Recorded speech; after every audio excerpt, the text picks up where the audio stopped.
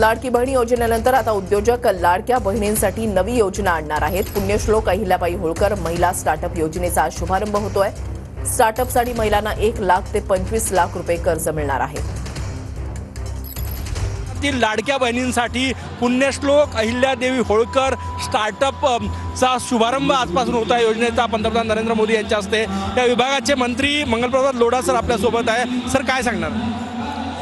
महाराष्ट्र सरकारतर्फे नेहमी आपण कौशल्य विकासमध्ये महाराष्ट्र पुढे यावा यासाठी प्रयत्न करत आहे। मागचे 2.5 वर्षामध्ये आपण अतिशय चांगली योजना यशस्वी तरीके राबवली।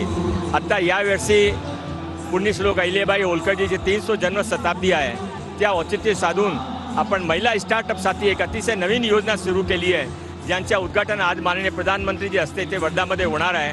त्या योजनामध्ये महिलांना जे स्टार्टअप रजिस्टर्ड आहे त्याने 1 लाख ते 25 लाखपर्यंतची सहायता मी देऊ। जोपर्यंत त्याने मदत लागेल आमचा विभाग तुमच्याबरोबर उभे राहील।